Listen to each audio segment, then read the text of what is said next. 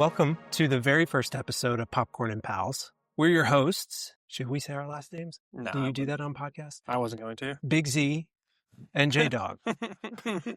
Zach and Justin for everyone else. Our very first movie on the list, Dave, the 1993 Kevin Kline classic that I had never seen before until you told me about it. Yep. I've seen it. It's probably one of the movies I've seen the most amount of times. So I took the liberty of writing a description for this movie. Mm-hmm. Well, let me know what you think about it. This is as like I try to, get as simple as possible. So I wrote, today we're looking at a movie in which a man impersonates a federal employee who is in a coma, leading to him stealing the official's career and his wife. I like it. It's a frighteningly accurate description of the movie, while also being super far from what the heart of this movie is. But it is. It's identity theft in a great form. Yeah. All right. So this is like one of my favorite movies of all time, like top 10 movie for me of all time. And I chose or thought we should choose this movie for two reasons. One, it's our first episode. And I figured nobody would be Googling Dave or looking up Dave. So that's fair. To give us a chance to get our sea legs going. Yeah. And then two, I love this movie. So I figured it would be fun to at least have like the first movie be something that like we have some context for. Sure. So I'm curious, what was your thoughts of this movie? Short answer. It's great. I loved it. I thought it was a wonderful, it's classic early 90s in every regard, right? Like I thought it had a wonderful screenplay, which actually, fun fact, look this up. It was nominated for multiple. There was it was nominated for an Oscar Best Writing for Gary Ross, 2 Golden Globes. It didn't win anything, but it was nominated, and that's what matters. Wonderful writing. I love the soundtrack. The composer. That's one of my first notes. Yeah, and I looked up the composer for it, and it was not a name I was familiar with. James Newton Howard. Yeah, James Newton Howard. And I looked up his like filmography is huge. I don't know. It was kind of confusing to me. I don't know what he's actually been the lead composer for or in support of, because there's things like The Dark Knight is on there. Batman Begins is on there. But I'm like, those are Hans Zimmer's movies. So he's doing something. But like, obviously, like his just a huge credit to his name. 130 different credits, I think. Yeah. I didn't even know where to start. Yeah. Because I think, as weird as it sounds, when I heard as soon as the movie opens, like I feel like you hear that soundtrack, that score. I immediately thought of Home Alone. Yeah. With like some of those. But yeah, I started looking up the composer on IMDb. And his catalog it's all over the place. And it's extensive. He did, he was involved with Waterworld. Yeah. Classic. Within Space Jam. That's going to be our episode 2, Waterworld? Yes. Oh, yes, please. I would love it. But no, yeah, the music was... We should probably start with what we want this podcast to be about. Because I feel like we're starting off with Dave. And my like original thought with this podcast was to be about like classic movies, which I don't know if you would throw Dave into that category. Again, I wanted to start off with a softball for me and maybe one that's not like necessarily considered a classic. Yeah. Or at least like a classic in the same sense as like, Gone with the Wind or Citizen Kane, right? It was kind of like a weird one to start off with like a podcast that's purpose was to review classic movies. And the reason I like thought we should do something like that was like, one, I wanted to have something like to do with you, right? And like, we've had for everyone's listening, we've had a friendship for like 20 years. Yeah. It's been a very long time. For a long time. And I'm like, we don't see each other enough. So I was like, I want to do something with you. And like, two, I'm like, all right, I can either read classic books to expand my horizons. Yeah. Or I'm like, classic movies seems a lot more fun. Yeah. As many shows as we've sat down and watched. I mean, in college, I feel like some of our favorite things to do were to go to McKay's bookstore and go buy used DVDs. I feel like we'd walk out with like 20 movies and just spend the whole weekend and next few weeks just watching movies. But yeah, I agree. I think Dave is a wonderful place to start. I think Dave it's one of those movies I don't know how you can't not like. Yeah, it was so fun. It's such a fun movie. I love the movie. Yeah, it was awesome. There are so many scenes that I can't wait to talk about because going along with that quintessential 90s movie, there's so many 90s drivers in this movie. Oh, no, it's so 90s. Yeah. It's ridiculous. I think we'll get to our categories, which we'll talk about, but like from what's not the like, we have a what's aged the worst category, and I got plenty of 90s things to throw in there. I can't wait to talk for that. Yeah. But first, I think, so we've talked about your relationship with the movie, right? You've never seen it before. Never liked seen it. I'd never heard about it until you told me about it. I probably saw it the first time. I think I was like maybe 12 years old. Yeah. And my dad's a big movie guy, right? So and he loves presidential movies especially. I think I saw this, The American President, and like Air Force One at the same time. Mm.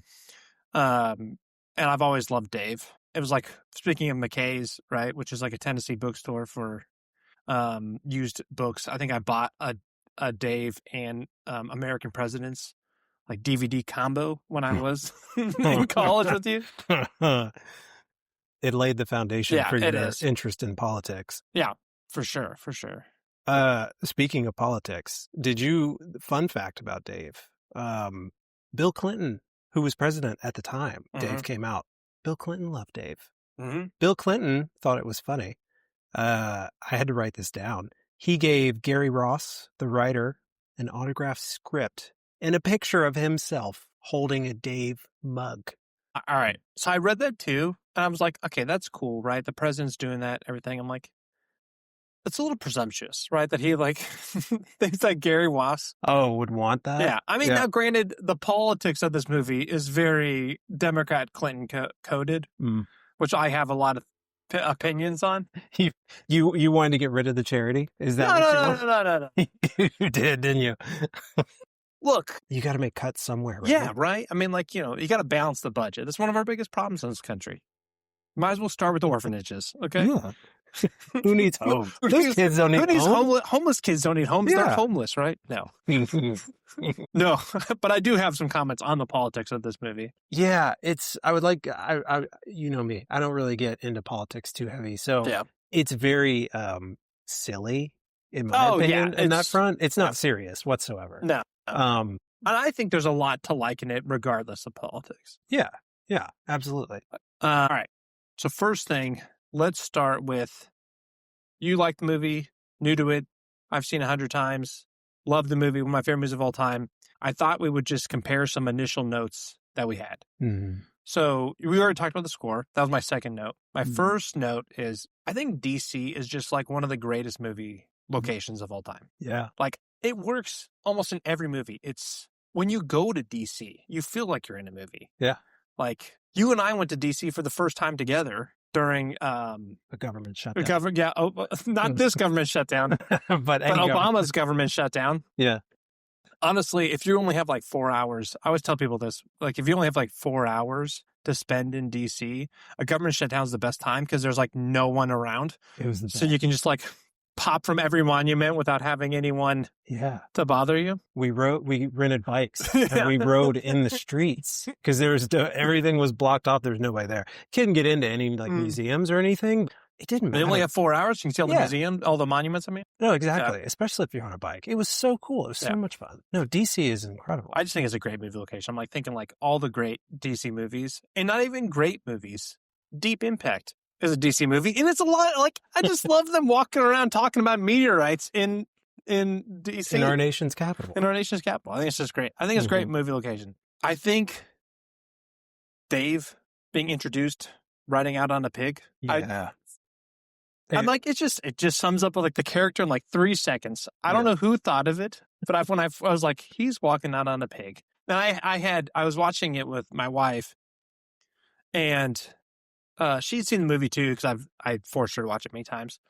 And she's like, the pig is weird. And I'm like, I think it's just perfect for his quirkiness. It is perfect for his quirkiness. And it was a massive pig. The fact that a grown man And Kevin Kline, I don't know how tall Kevin Kline is, but he seems like a tall human being. For him to be able to ride out on that pig, and I vividly remember his feet don't touch the ground. He or how small is Kevin Kline? Yeah, he actually wrote it. It's a wonderful introduction to Dave. Yeah.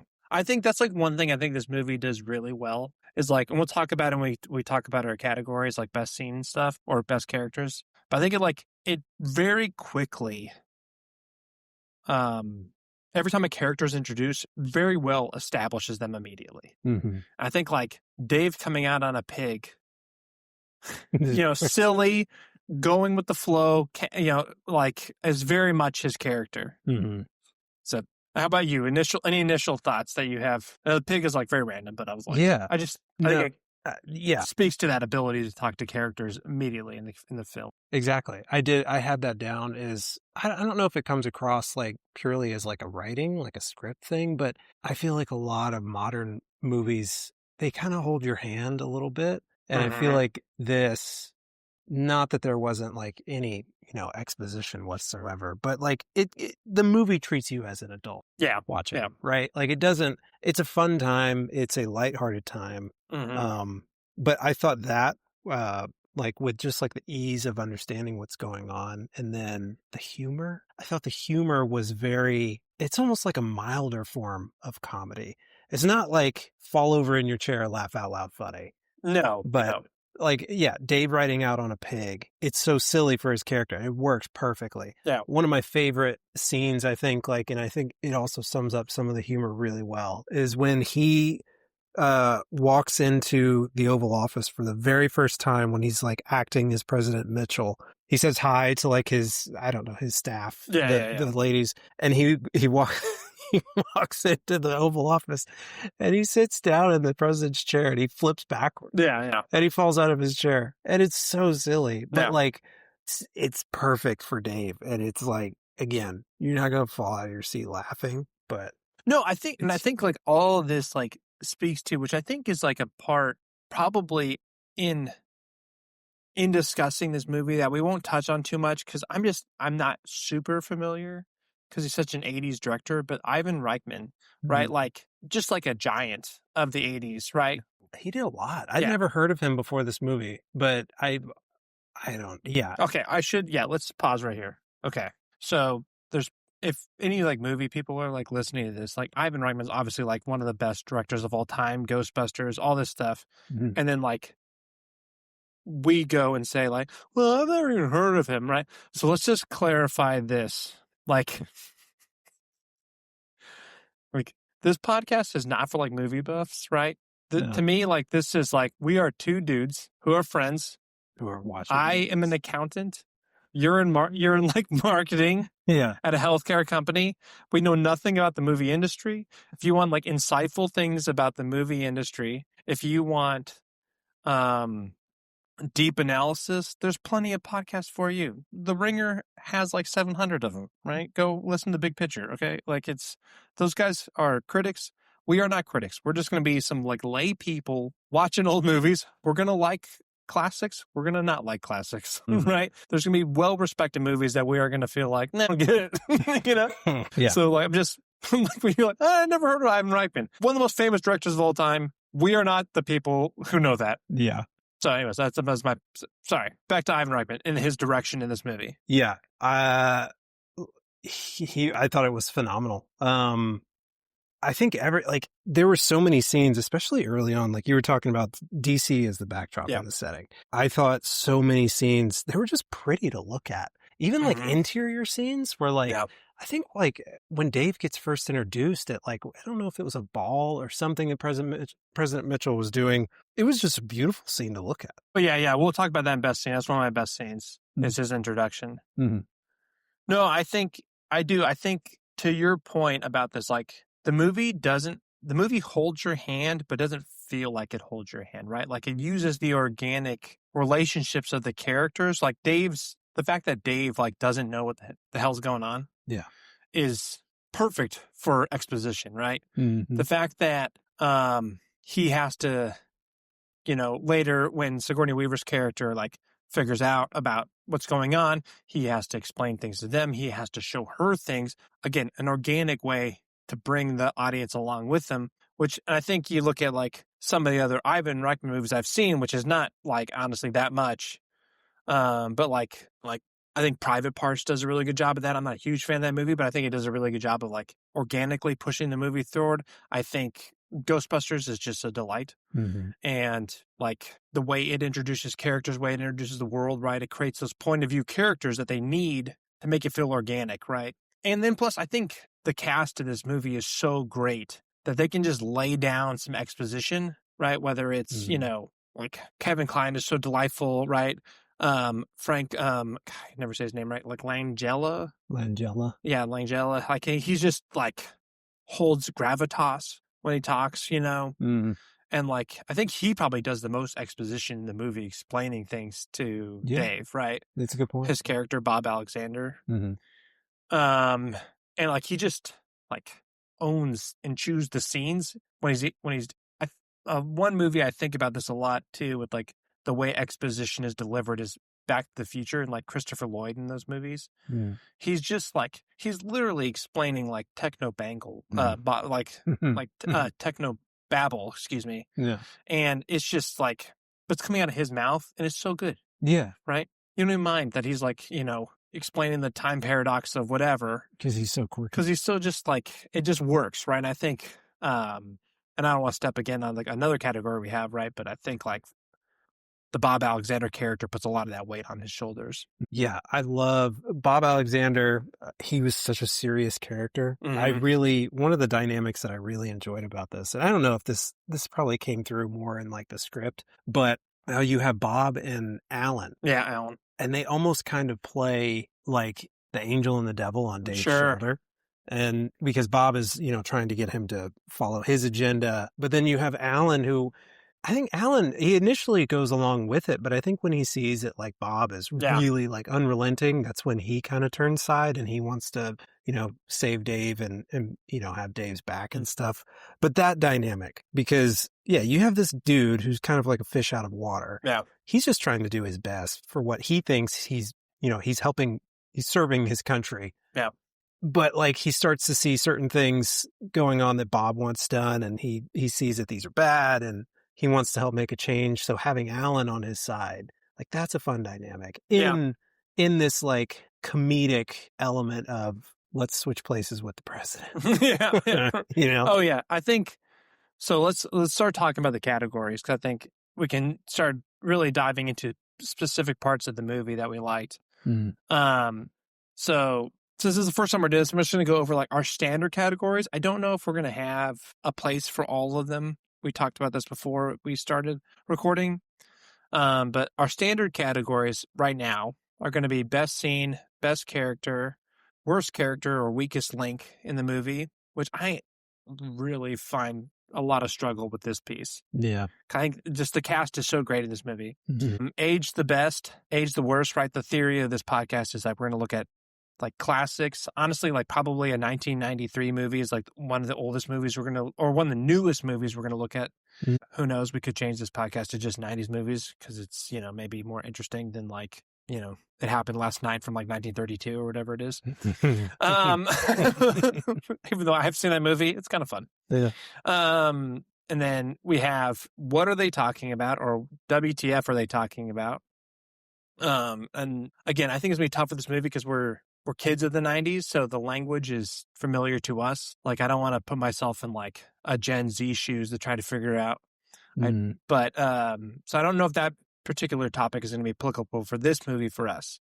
And then what would be a good sequel, or like what happened the next day after this movie, right? And then lastly, which I think this movie, when you really think about it, is going to be full of, is like hot takes and nitpicks of this movie. Yeah. And so those are the basic categories that we have. Full disclosure, like we're obviously not original to this concept. Categories have been in like so many podcasts, so many movie podcasts. I give a lot of credit to several Ringer podcasts. I don't know if one of them in particular, The Rewatchables, is a far better podcast and a very similar one to this one. We're going to look at even older movies that I think that podcast looks at. Mm-hmm. But I want to give full credit to that podcast because I think it's great. like The Ringer, and Bill Simmons does a great job with it. Yeah. Awesome. And we're basically ripping them off a little bit. So, but we're having fun with it. Yeah. So I want to give them full credit, make sure that they're getting, make sure I'm giving them credit for what I think they've inspired us to do, right? So, all right, let's start off with best scene. I don't know the right way to do this. Any ideas? I'm going to go, I have a list of scenes to talk about. I think they're mostly in chronological order. Yeah. And we can maybe pick one at the end, or we just give each other's what we think the best scene is. Yeah. I think you start. All right. You throw out your scene. I think the first scene that's like truly great is Dave meeting Mitchell and then walking down like the press galley on the way out. And like, I just think so much in that scene is set up, right? What Mitchell's doing, who Mitchell is, who Dave is, who Bob Alexander is, and even Ving Rhames' character. Yeah. Right? Which I think we'll get to best characters in a little bit. Yeah. But Dwayne. I think the Dave and Ving, or Dave and Dwayne. Yeah. Did they ever say his name in the movie? I don't know. I just noticed. I'm like always like, oh, Ving Rhames is great. Yeah. I love Ving Rhames. We'll get back to, but I think like that to me, like as the first, like there's a lot of fun stuff. The whole movie's fun, but like I think that's like the first scene that really stands out as kind of like iconic. I agree. Like everything from it. Yeah. Like you said, it gives you a great intro into all the major players. And yeah, that very first scene when President Mitchell walks in the room and sees Dave and he like kind of sizes him up.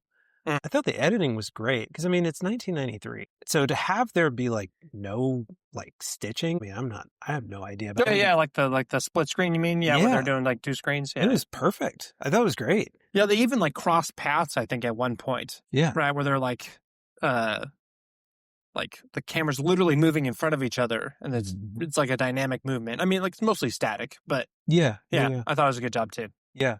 But yeah, I'm glad they didn't have to do it for like the whole movie, like that, like they're both in there the whole time. It would have been very weird. Yeah. And probably a lot of time and effort. Cause like I imagine back then it not as simple as like CG or anything that they have nowadays.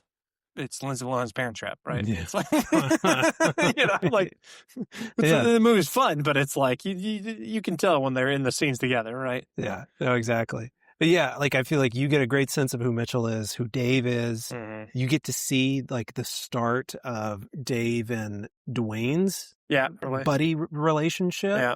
Like Dave, I've giggled when he's like stretching and like trying to get comfortable, and Dwayne's like looking at him. He's like, "Hey, cut it out." And it is it's a perfect intro. And like I think the Bob Alexander character has like two words in that whole scene, but he's like just the whole time he's just like annoyed to be there, right? Like it's like this is an annoying thing for him. Mm-hmm. I love the scene where when Dave walks out to do his thing that he's there to do, to wave and smile. Yeah. And they specifically tell him, don't say anything. Don't say anything. But you could see like he's caught up in it. Yeah, like it's a wonderful scene where he's walking down this aisle of people and I don't know if he's like nervous or he's just taking it all in. He doesn't know what to make of it because it's very overwhelming. Mm-hmm. Clearly, Dave didn't have any idea what was going to happen. But like he starts to warm up as he's walking down that aisle and you can see him get excited. Yeah, he like grows in confidence as he's like with every step. Yeah. Like, that's Kevin Kline just acting as... Yeah. And then when he turns around and says like, God bless, what is it? God bless you all, or God bless. I think he says God bless. I think he says God bless. I know he ends it with God bless America. Yeah. Yeah. And like everyone cheers. And he throws his hands up and it's such an awesome scene because he's so excited. And it's a perfect intro into who Dave is after the wonderful pig entrance. Yeah. Well, I mean, like, that's not, best scene. All right. For my second one I had on the list, I had, when he first meets Ellen and so like I think like, again, like I can gush over this movie. I could pick almost every scene to be great scenes, right? Like I love when they're giving him the concept about being the president, all that stuff. But when he first meets Ellen and she just like hates him. Yeah. And then like, and he like doesn't know what to say, so he's just like, "Thank you for doing this, Ellen." Right, like the whole time. Yeah. And then and Bob and Alan are like, "Yes," together, and like, she hates me, that kind of stuff, and like He almost, and then they're like whispering to him, and she's just like, ugh. Like, it's not even weird that they're whispering to him to her. yeah, yeah. It's almost like he gets like personally offended that Ellen hates his guts. Yeah, and it's like from that point on, it's like Dave. And it's her introduction too, right? So it's like again in like 3 seconds, you know everything about this character's relationship to President Mitchell. Mm-hmm. Yeah, because you don't know what it's going to be like, because all they really tell him before she walks in the room is just to say, thank you for doing this. Yeah. So he has no idea. And so I think that he's like taken aback by it. He's like, whoa, she hates me. I think he says like, she hates me. Yeah. And that's when. Yeah. No, it's a wonderful scene. And also too, because like I think that's the very first time that Dave sees the press, I think, like impersonating the president, right? Yeah, it's like at least the first time I think in the movie that we see it. Yeah. Yeah. So because that's followed by the montage of like all of it's a great montage. The montage was wonderful. That's another best scene I have. It's just fun time. Right? Yeah. No, it was the montage was on my list too. Yeah. And like, yeah. So let's talk about the montage. Your thoughts? I loved it. I thought specifically the one scene that made me love the montage, I think more than anything, when Dave gets out to go and throw that first pitch at the baseball game. Yeah, how it ends. Yeah, at the Baltimore Oilers. Yeah, and that's when like that soundtrack, it just soars. Well, I had that part highlighted as well, because I think what that montage does really well, which I think all montages are supposed to do, is like you can see him gaining confidence and like comfortability and like starting to own what he's doing more and more, and like I think it culminates in that pitch where you see him just like he's loving it, he's doing it, he's in it. Yeah, great. It's like a transformation again, perfectly executed, to show like his growth and his like comfort into the role, right? Yeah.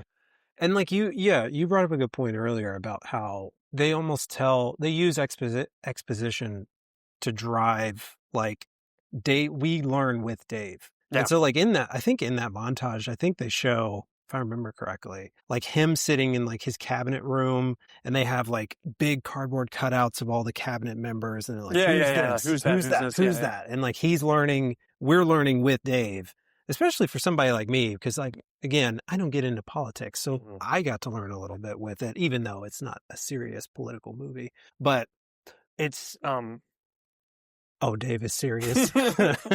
That's what you need to know about American politics. Hey, we're saving homeless shelters. We're employing everybody. He wants the nation to have 0% unemployment rate. Like, anybody who wants a job can get a job. We'll talk about that in nitpicks. But no, I think is like going into. Well, I think my favorite scene was the 100th cabinet meeting, where Dave works to adjust the budget. Yeah. And save the homeless shelter. One, because we skipped the homeless shelter scene, but yeah, fair enough. But I do love that scene. It's a magic trick, fun, okay, but it sets up like also the naked scene where he's in the shower, and then she comes in and she yells at him, and then so it's like 2 scenes set up the cabinet meeting. Yeah, the cabinet meeting. I loved it because it's like Dave went from kind of just like playing his role into like, I want to make a change and actually he gains agency. Yeah. And then like you start to see him like have more involvement from that point. But yeah, it's like, that's like the turning point where Dave can actually like get involved and start doing something. But also too, it's just a fun scene because he starts engaging, the different people in his cabinet, and they start working together. And then you get to see Bob just squirm in the background. Bob hates every second of it. You love to hate that character. Yeah. It's great. Yeah. No, I mean, that scene's a little corny. It is very corny. But like Kevin Kline pulls it off so well. Yeah. And I think at that point, like, you hate Bob Alexander so much. You just love to see like him getting put in his place. It's starting to fall apart. Like it's a good scene. The ending of it.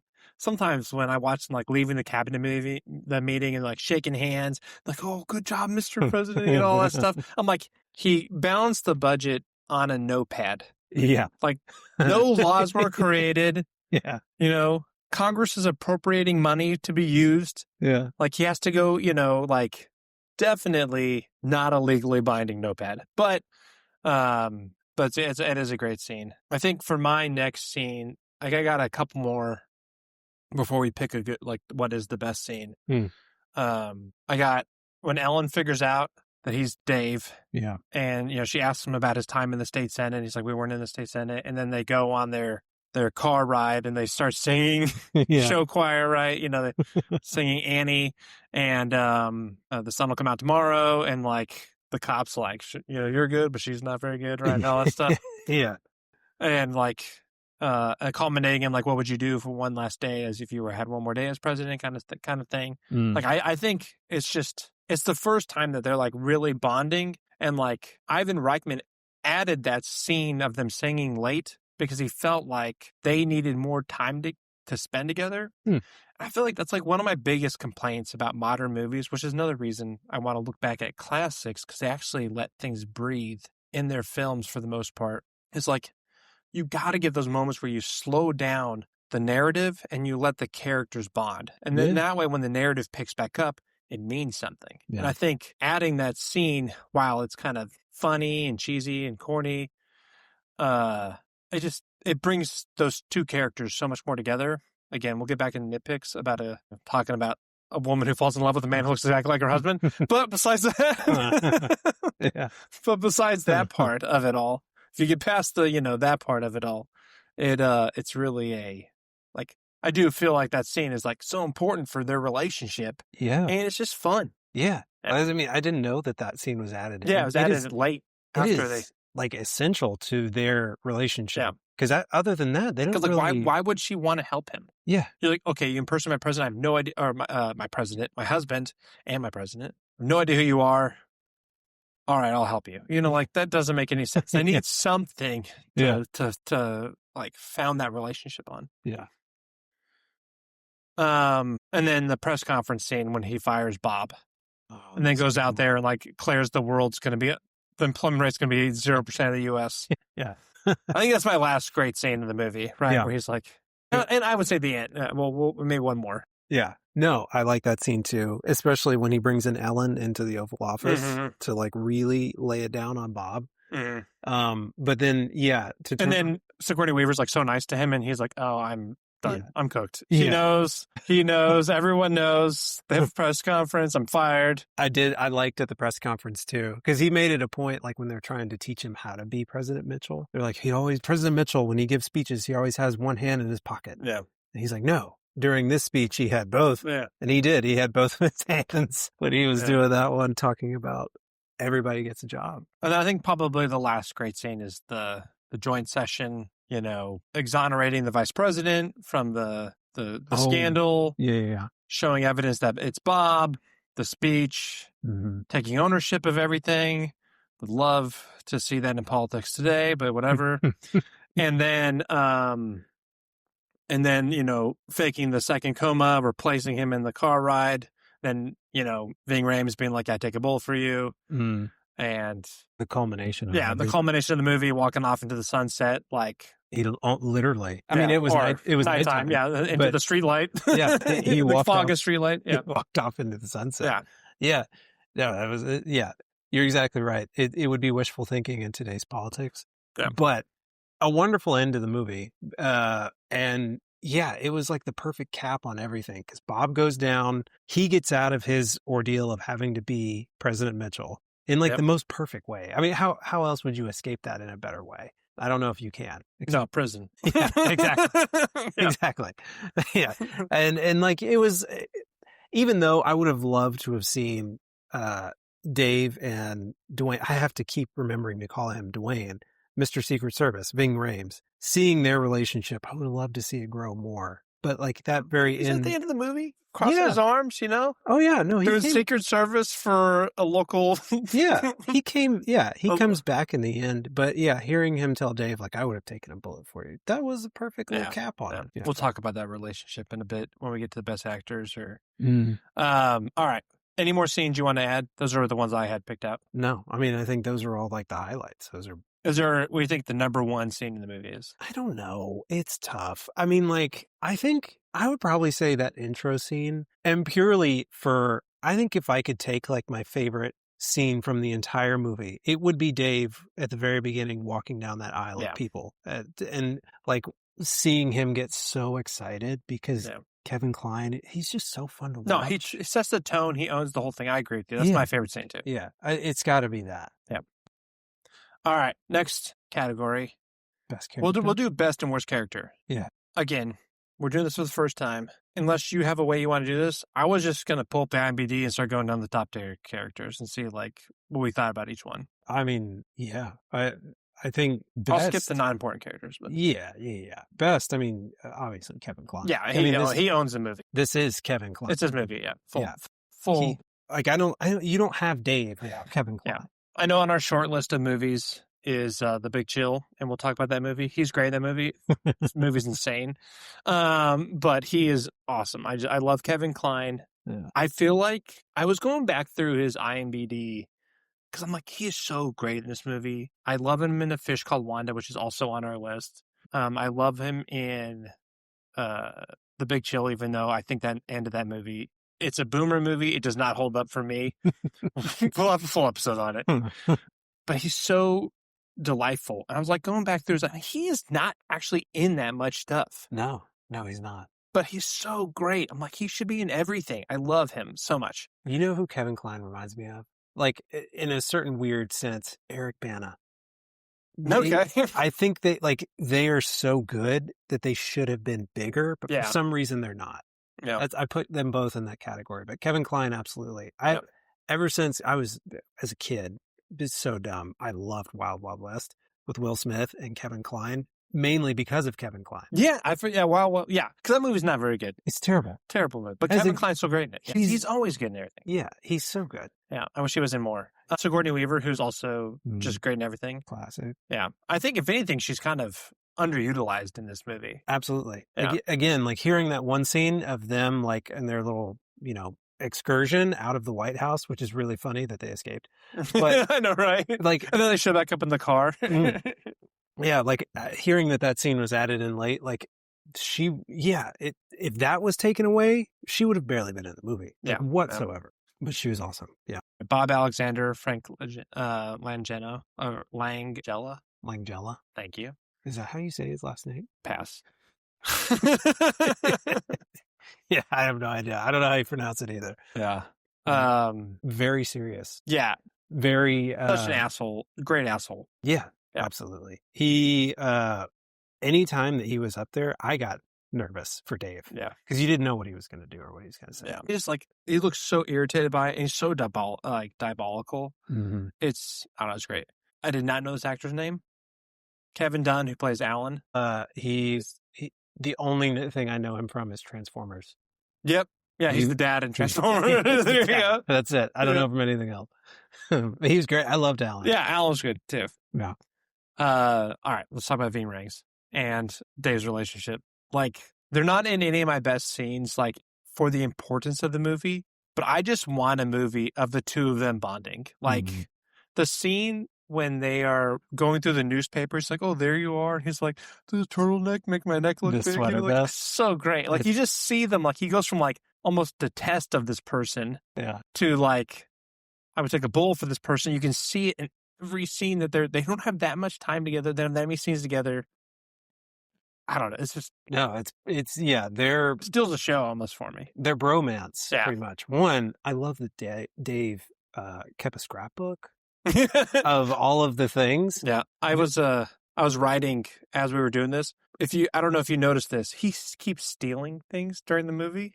Like, he steals a pen. Like, he makes it very obvious when he steals a pen. Yeah. But when he's first in about to go out, like, impersonating Mitchell down the press walkway, he's like taking things off of the tables that he's like putting, like, and like when he's leaving with Ellen, he has a bag full of souvenirs, right? Like I had like a steal count going. I think I was up to 5 things. That's right. 5. Yeah, he does. He has Ellen. He's like, do you need... I think it's a great character quirk. Yeah. And he just pulls out a bag. So I love that totally works with him. Like, ice. Like, he's just treasuring the experience. Yeah, he's like taking souvenirs. And he's like, and I love he's like taking the newspaper clippings and they're looking at it together and everything. But yeah, when he's talking to Ving Rhames and he's like, you should wear a sweater more because you'll blend in better. Yeah. Or something like that. And he's like, I can't wear a sweater because it makes my neck look big.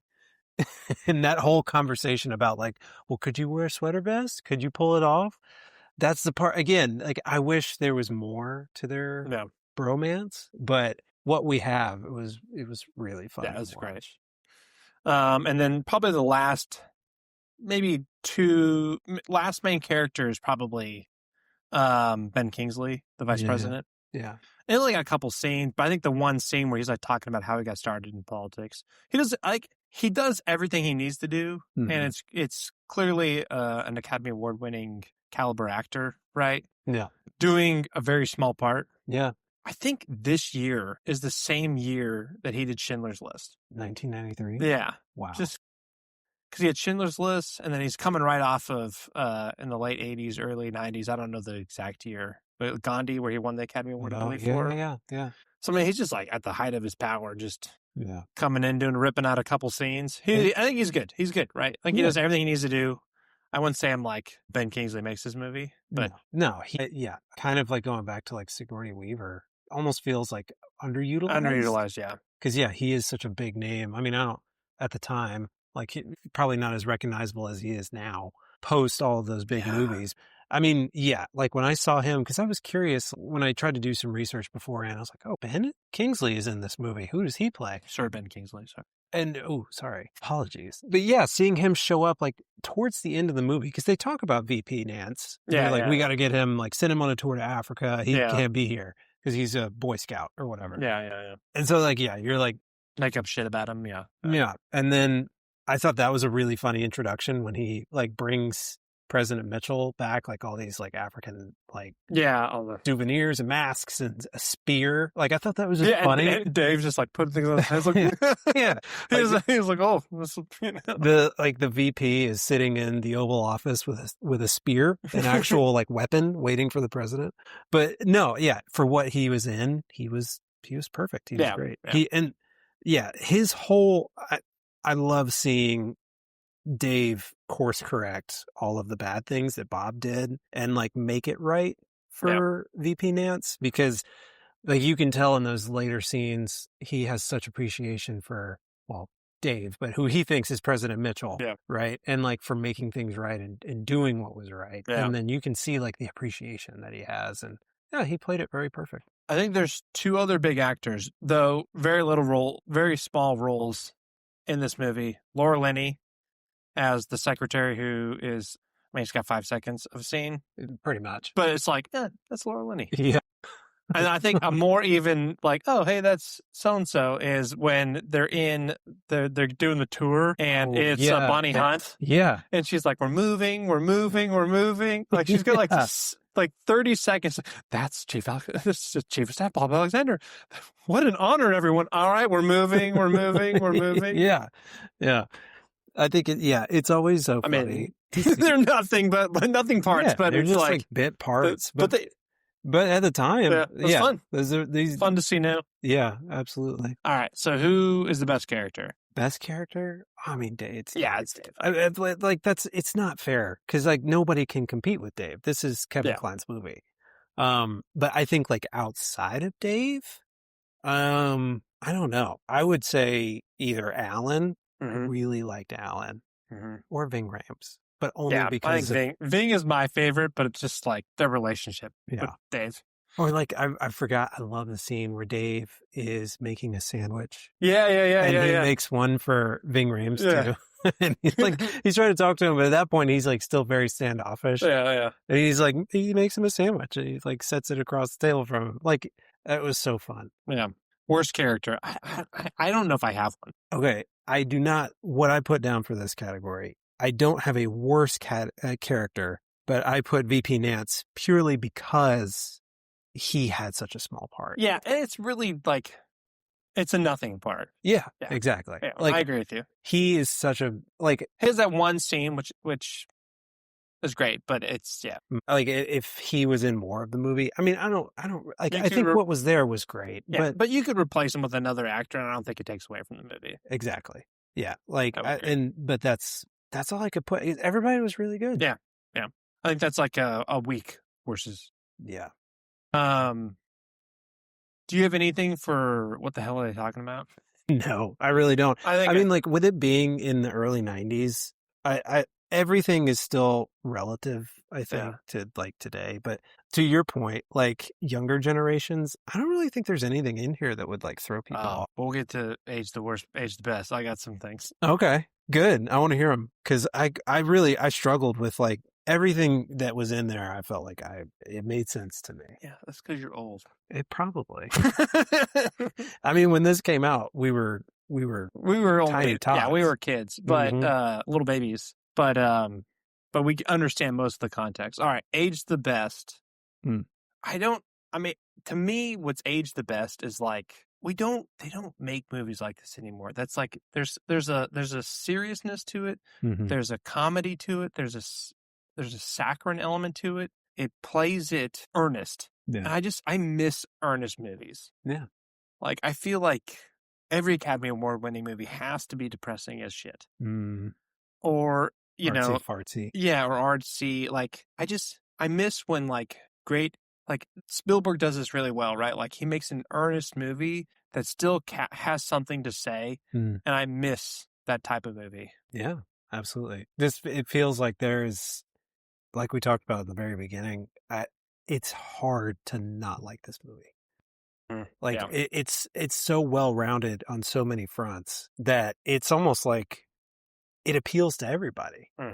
Because it's a comedy, it's a romance, it's a buddy movie. Yeah, it's got humor, it has stakes. They're not like end of the world stakes, but like but also that's also nice. Yeah, not exactly. It has to be a blue laser beam in the sky. Yeah, no, like world is ending if we don't fix it. Like no, it's got something for everybody, and that is like it feels like a telltale sign of like those 90s movies where they're just fun, they're entertaining.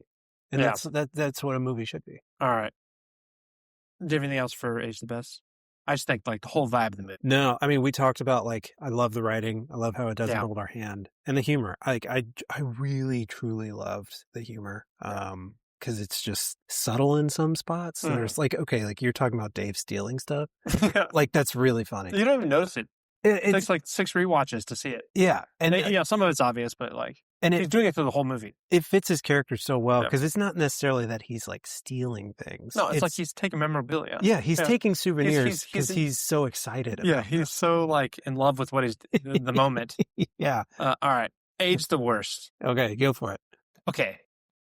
We're old, so we understand all the cameos for the most part. Yeah. Those are real politicians. Those are real reporters in there. I know who most of them are.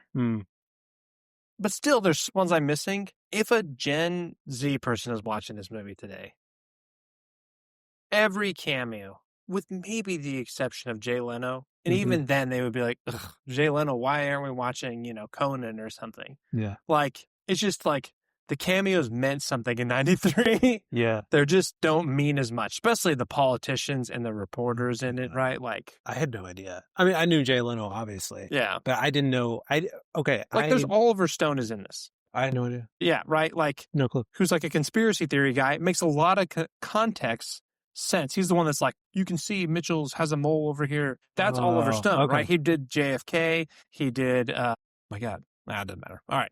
But he did the movie JFK. He did other movies that are like kind of conspiratorial driven. He's known for conspiracy theory guy. Makes a lot of sense in the context of the movie. Yeah. No one under 30 knows who Oliver Stone is, probably, right? Unless you're a movie person. Exactly. Yeah. And you're over 30. Yeah. So like, I think to me, like that's what ages the worst is like all the cameos just mean less with time. That's fair. But you can also just be like, I think the way the movie's shot is you can just be like, well, I don't know, who cares who they are? This is a fictional universe, even with a fictional president. They're just fictional politicians, fictional TV hosts, and fictional whatever, even though they're all real. Yeah. I didn't know, like, I had a suspicion that the politicians, because they did that montage of them talking, and they didn't seem like actors. I had a suspicion that they were, but I didn't know for sure until I went, like, looked on the IMDb stuff.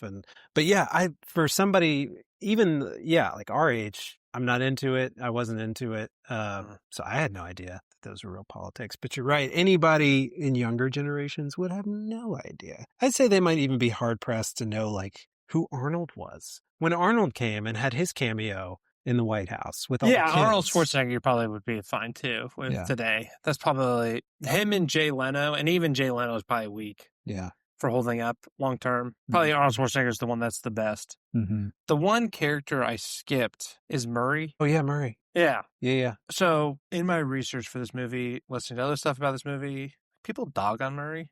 I like Murray. I only know him from, was it the Hendersons movie? Like Harry Henderson or whatever. I don't remember. The early 90s movie, it might even have been 80s, but I think he plays the dad in it. Is he in Beethoven? It is Beethoven. Yeah. Okay. So yeah, that's the only thing I know him from. But he seemed like, I know he was like a decently big actor back in the day. Yeah. But again, going back to like the, not bit parts, but kind of. Yeah. He might also be in the worst actor category. But again, that's not that bad. Like, I think he's good. Like, I think he's fine. He serves the movie well. It's fine. Totally fine. Yeah. All right. Anything for worst? Age the worst? No. Yeah, because the movie's so delightful. Yeah. It's hard to. Age the worst, probably nice politicians. Yeah. The hope that like the American political system is actually going to work for you. Yeah. Maybe that's age the worst. And we can make big policy changes with like a come on guys, let's do it. Yeah. There's character in the White House. All right. What happened the next day? The sequel. Sequel. There would totally be a sequel. Yep. They set it up for a sequel. I love the ending because I really all right. Like after he does his walk off into the I guess the night sky. Yeah. Not the sunset. Yeah. I was like, I guess like that's really fluorescent lights of the hospital parking lot. Yeah. Yeah. I guess that's really the end of it because he can't do anything from here. But then when you see he's running for office, he's running local office, and then you see Dwayne is there with him, and Ellen walks in the door, and they share probably, arguably, actually, what aged the worst. That kiss between that is such a 90s kiss with the lips as tight as possible. Just smushing each other's faces as hard as possible. It was so It's like a John Wayne kiss, if I've ever seen one. Yeah, that kiss was really bad. But it sets it up perfectly. The sequel would be Dave runs for it, and I don't know. But it's, See, but how do you write that? He's going to run for office. He's going to get so much media attention for being with a first lady. Yeah. He's the fact that he looks, not when he's not combing his hair the right way or wearing the glasses, which his glasses get cooler. Did you notice how as the movie goes on? I didn't notice. He wears like kind of like the aviator kind of dorky kind of like glasses. And then when he is like, the Dave version of Mitchell, he has like much cooler glasses on. Like, I think it's like, anyways, he has like the glasses transition, which is kind of fun. Mm-hmm. Next time you watch it, like, we'll look at the glasses. They change over the movie. I'll have to look for it. Yeah. Because I didn't notice it at the beginning. But even then, he's getting media attention for dating the first lady. He looks so much, which just bleeds into our nitpicks. He looks so much like the president. He's known presidential impersonator. Yeah. Right? He's riding pigs and giving, announcing sales at car dealerships. Yeah. And then like, Dwayne's going to give his whole career as a Secret Service agent? I don't know what the Secret Service pays their people. I don't think it's great, but I also think it's like pretty prestigious job and probably pays decently well. Yeah. So he's a presidential Secret Service agent. I'm sure he's getting paid well. He's going to give that all up to be Dave's, body man? Yeah. He would take posse? He'd take a bullet for Dave. Yeah. Well, I think, you would So I'm like, what would the sequel look like? Yeah. Well, because like a media fiasco? The charm of this movie is it's the switcheroo. Yeah. Right? Yeah. That's it's the whole suspension of disbelief. Yeah. Yeah. Right. But like, so I think what you would build a sequel off of is just the sheer goofiness and wittiness of Dave himself. Sure. And you would just give people more Dave. But you're exactly right. Like, it would make no logical sense for him to actually do this and be able to pull it off. But I think that it leans into the goofiness that is like this early 90s movie. But I think, if you continue the suspension of disbelief forward, I think, it's like he's running that local campaign. He has the insider knowledge into how things work. He's like smooth operator. I think it could be a fun movie. Yeah. Bob comes back for vengeance, Bob comes back. He's the smear campaign. He's even more evil. He escapes prison because you can get in and out of federal compounds really easily in this movie. All right. I think we have our last category, which I think I have a laundry list. I have two. Hot takes and nitpicks. Yeah. Which I'm sure are two. They're probably among this. They're probably. I mean, there's some obvious ones. I think this movie has some huge logical flaws, but for sure. Oh, all right. I'll kick it off. So my one nitpick, well, I think it just feels like super out of place. But when Ellen first confronts Dave about not being President Mitchell, and she's like, "I just want to know, like, where is my husband?" Or like, what's happened to him? And they go down this elevator into what feels like a bunker underneath the White House. Yeah.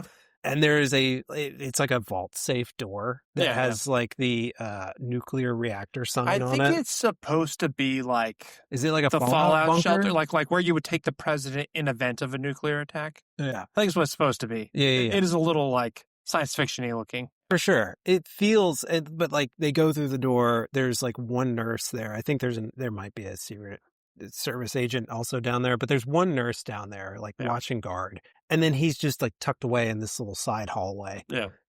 But the whole thing feels so like over the top for, I don't even think you can say dramatic effect because it's just kind of goofy. Yeah. I think it's silly. Yeah. But it's meant to have. It's so unrealistic. Yeah. How it's all done. Yeah. It's meant to have a lot of weight that like, whoa, President Mitchell's not doing good. And Ellen needs to see that he's not doing good. But like when they go down this elevator and they see this vault door, I was like, what? This almost feels like an Austin Powers scene or something. Exactly. It felt goofy. And that works out perfectly because it ties into my first nitpick of the movie that I have related directly to that. Bob and Alan are talking about like when Mitchell has his coma, how much they're paying off the doctors and the nurses. They pay the doctors $100K. And they pay the nurses 50. 50, yeah. I put those in today's terms. So they pay the doctors $224,000. Like that's barely the average salary of a doctor, if not low, on the low side. To keep quiet, secret. Something you can sell TMZ for $4 million. Yeah. They pay the nurses $112,000, which, like, again, that's a lot of money. But like, there's so many more avenues. Yeah. Like, this has to be like a constant payroll. Yeah. I'm like, there's no way these people are not talking for $100,000, $224,000 if you're a doctor who's easily making way more than that. Yeah. And if you're a nurse who's probably also making close to that for an annual salary, you're paying them 1 year's worth of salary to keep the world's biggest secret a secret. For the foreseeable future. Yeah. And then they're forcing that one poor lady to work down in the windowless basement. Sitting down there by herself at a desk. I don't even think she had a computer sitting down. Like, that's who is guarding the president as one solitary nurse. Yeah. So that was my first nitpick. They're not paying them off enough. Yeah. And to your point, right, like the whole scene is kind of like, it's just, what's going on? It's so goofy. All right. What's your second one? The escape from the White House. Oh, yeah. There's no way. So there's a secret tunnel that leads outside into like a public space, and there's no guards. Yeah. I mean, like there's a fence. I think there's no one even looking for him. No. The president of the United States. No one looking for him. What do you think? He's like in his bedroom? But my biggest question, and maybe I missed this because I could have been jotting down a note because I laughed. Of course I laughed when I saw them escape and there's like a secret tunnel. Where did they get a car? They didn't call for that. Yeah. He specifically asked for it. In the movie, they do like, I want someone left me this. They do mention it briefly, but again, also like, who are they calling and who's doing that? Yeah, exactly. How did they get a car? That was someone's like, Mr. President, sorry, no, you can't do that. Yeah. Like, but that was my biggest. Could you imagine like Trump sneaking out of the White House and just driving joyriding around? No, absolutely not. Yeah. Like the fact that there would be some entry point into the White House that the public could or get Biden behind the wheel of a car. Yeah. Yeah. I mean, like, it was just so fun. But it kind of, in a weird way, it ties in with like the whimsy of the 90s movies where like there's just certain elements, they make no sense. No, they make the White House staff, everything feel much smaller than reality. Yeah. So like an obvious nitpick, the legal ramifications of this, like just huge levels of fraud. I mean, like that's one. Yeah. I don't even want to spend a lot of time on it. It's just clearly like unbelievable that they would even be achieved. Yeah. Second nitpick for me, his plan to give everyone a job.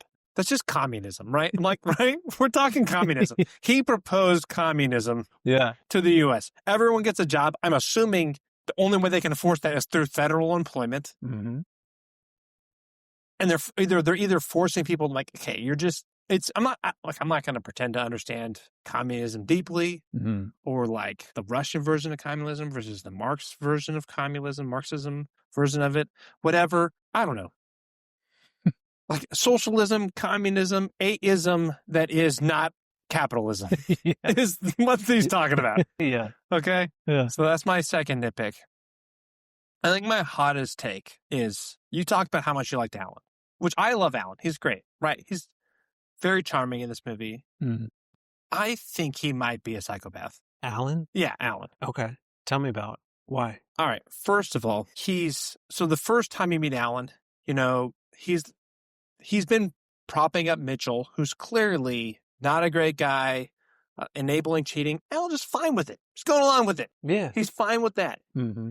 Bob proposes that we replace Mitchell. Alan's cool with that. Just going along with it. Mm-hmm. They're like, hey, Alan, we need to take down the one good person in politics. Whatever Ben Kingsley's character's name, Nance. Oh, yeah. He's like, yeah, I'll come up with a way to do that. I'll claim everything all the evil shit that we have done in the past. He brags about it, too. No, he blames, he independently comes up with that. Yeah.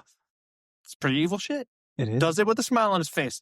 He's like, that's just what we do. He tells Kevin, he's like, well, that's just how it is. Yeah. Right? The tables start turning. Kevin Kline or Dave starts figuring out how to like get around Bob. Bob's clearly evil. There's no doubt. But he owns it, right? Yeah. He's not a sociopath. He's not completely amoral of any situation. Alan reads it.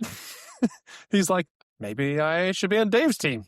So he's like, well, no, we should fire Bob. We should do like, he completely 180s. He's like, yeah, we should do this stuff.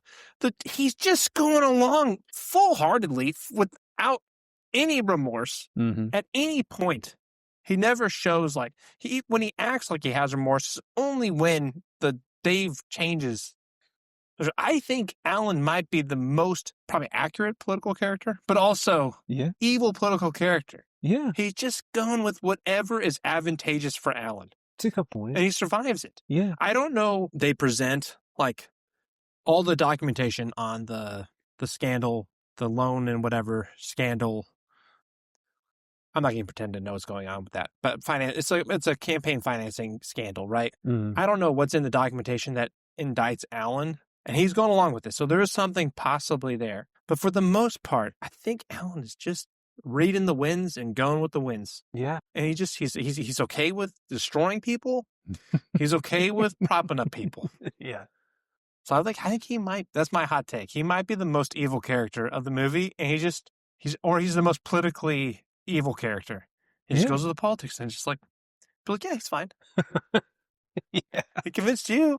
No, he did, because he's such a likable guy. Yeah, I think which I think it fits in nicely with your psychopath theory, because like he completely convinces you. Yeah. Yeah. No, I think that's a great take, because you're exactly right. He's like a fair weather fan. He goes with Dave when it's beneficial for Dave and for him. All right. Any other hot takes or nitpicks? No other nitpicks, other than the escape scene. Yeah. That was my biggest nitpick. Any other final thoughts on the film before we do our last one? Before we answer our question, which is, should this be considered a classic? No. I mean, no, because I'm going to save my final thoughts for should this be a classic. Okay. So, all right. So I think, our last section is of their podcast. We're going to rate everything on should it be a classic, not a classic, right? This is a podcast about reviewing classics. Again, like, cannot stress this enough. I'm not professionals in the industry. We know nothing about the industry. I look at my company that I work for. We review some books of industry companies. I don't review those books. That's as close as I get. We're just normal people. So there's we're going to say things are a classic, not a classic. I think the idea is look, everyone has to have a rating system. Yeah. And I feel like for reviewing classics, should this be a classic is ours. It's a simple yes or no. Yeah.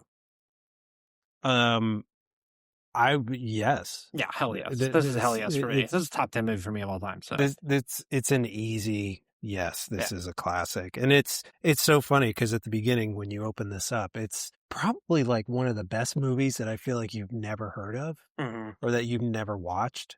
Because again, I had to go even like searching Dave to try to find. It's not on any streaming services that I could find. No, yeah, I think I had to buy it. Well, I own it, but yeah. Yeah, right? So Shouldn't like, lend it to you. You Do you have a kinda, DVD player anymore? you kind of have to like work if you want to like watch this movie, but like it is just your quintessential 90s movie. Yeah. And there's something about that era. Maybe it's because like we were kids at that time, but like watching Dave, I felt like I had seen this movie before when obviously I had not, but it felt comfortable. Yeah. There's something about it. There's something about movies from that time period that they're just so good. Yeah, I agree with you. You throw in like, I'm trying to think. I don't want to spoil like my opinions on too many movies that I think we'll cover in this podcast because like probably early 90s is as new as we'll go. We'll make exceptions, of course, because we won't want to talk about like too many John Wayne movies. But but like there's so many of my favorite movies that come from the late 80s, early 90s. And I do think it's this sense of that was like captured at the time of like things can be earnest, things can be fun. There can be some suspension of disbelief that everything has to be so scrutinized. Like this movie is full of holes. We talked about a lot of them. We didn't even dwell on some like we could spend forever. Like there's no way they're pulling this off, right? There's just no way in hell. It's the president of the United States. Yeah. Right? Like, there's no way in hell they're pulling this off. But we're not going to, like, that's not the point of the movie. The point of the movie is they did. Yeah.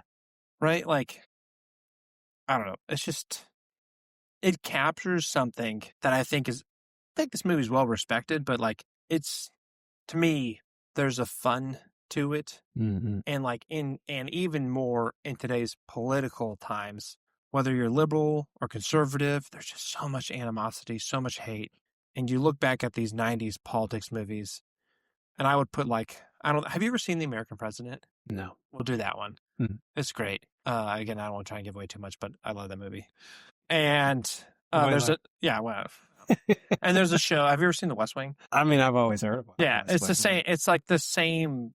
It captures the same vibe. Mm. Like, I don't know. I would put like Dave's Bill Mitchell, not original Bill Mitchell, but Dave's Bill Mitchell. Andrew Shepard's from The American President, Josiah Bartlett. I have a t-shirt that says Bartlett for President. Like nerd. Like just like maybe the president from Independence Day. Mm-hmm. Like top that's my Mount Rushmore of presidents right there, right? Yeah, like not the actual ones. Yeah. What did Thomas Jefferson do? Write the Declaration of Independence? They're not as then have some more controversial stuff that we don't have to talk about in this podcast. They're not as entertaining. Yeah. Right, like Teddy Roosevelt, National Park Service. I'm sorry. Bill Mitchell was going to solve unemployment, okay? He solved unemployment. He's going to give everybody a job. Yeah. Yeah, you're exactly right. No, it's almost like it's entertaining, it's funny, it has all of the elements that you would want in just a well-rounded movie, but like, yeah, it's hard to beat. It's hard to describe. It's got everything. I'm glad you watched it and you enjoyed it. I was really scared that you were going to be like, this movie's old. No, I love 90s movies. Yeah. Like, I was really excited when I saw Arnold because I love Kindergarten Cop. Oh, and I think I looked it up. I think Kindergarten Cop came out before this, which is probably why he did a cameo in there. He was actually, so I looked this up. He was, I cannot remember the role he had. But he's like at this point, he was a director of some like healthy eating organization. Mm. That's why he's cameoing for children. Oh, okay. So he's cameoing in the movie as that role. Oh, okay. Like doing something with the president, healthy eating, children, feeding the hungry kind of thing. I gotcha. Can't remember what it is now. Yeah, I should have wrote it down. But he has a political role that he's playing, which probably leads into, his governorship in California, all that stuff. Like he's very politically active actor.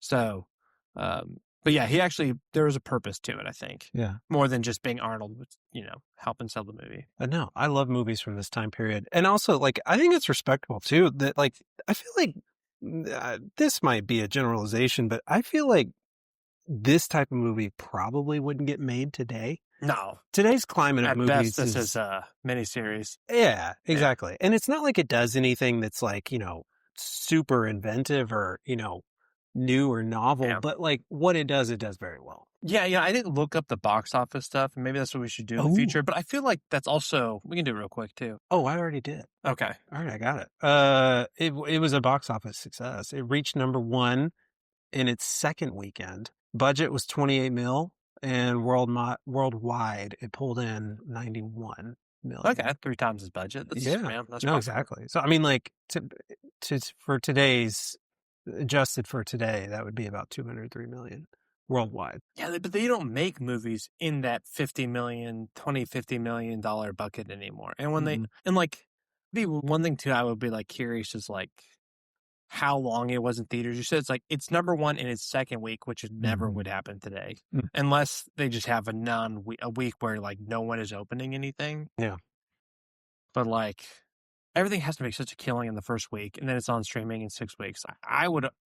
This is completely speculation. I bet you this movie was in theaters for 6 months. Probably. I mean, that's how it used to be. I remember, like, which also is a great thing. Yeah, no, exactly. I mean, that's how I think, like, obviously movies were meant to be, right? Like, God, sounds so old, but yeah, I know.